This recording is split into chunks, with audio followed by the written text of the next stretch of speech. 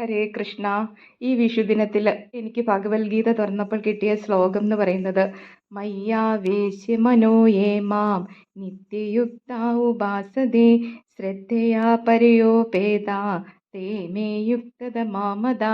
അതായത് മനസ്സിനെ എന്നിൽ പ്രവേശിപ്പിച്ച് സദാ എന്നിൽ തന്നെ ഉറപ്പിച്ചു നിർത്തി അത്യന്തം ശ്രദ്ധയോടുകൂടി ആരാണോ എന്നെ ഉപാസിക്കുന്നത് അവരാണ് ഉത്തമ ഭക്തരെന്നതാണ് എൻ്റെ നിശ്ചയം എന്നാണ് ഭഗവാൻ പറയുന്നത്. അപ്പോൾ ഭഗവാനിലേക്കും മനസ്സ് സമർപ്പിച്ചുകൊണ്ട് അതീവ ശ്രദ്ധയോടുകൂടി ആരാണോ ഭഗവാനോട് പ്രാർത്ഥിക്കുന്നത് അവരാണ് എല്ലാ ഉത്തമ ഭക്തർ.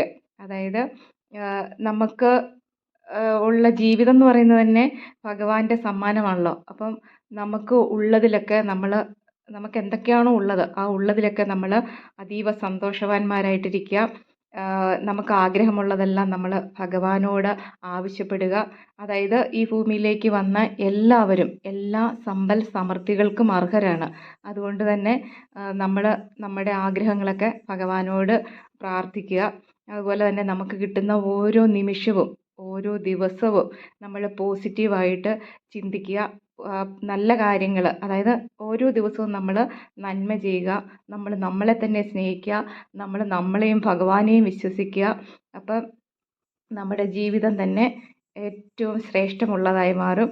അപ്പോൾ ഓം നമോ നാരായണ, അതാണ് എനിക്ക് ഈ വിഷുദിനത്തിൽ നിങ്ങൾക്ക് തരാനുള്ള എൻ്റെ കൈനീട്ടം. അപ്പോൾ നമ്മൾ എന്താവശ്യമുണ്ടെങ്കിലും ഏത് പ്രതിസന്ധി ഘട്ടങ്ങളിലും നമ്മൾ ഓം നമോ നാരായണ എന്ന് പ്രാർത്ഥിക്കുക. അത് എത്ര തവണ വേണേലും ജപിക്കുക.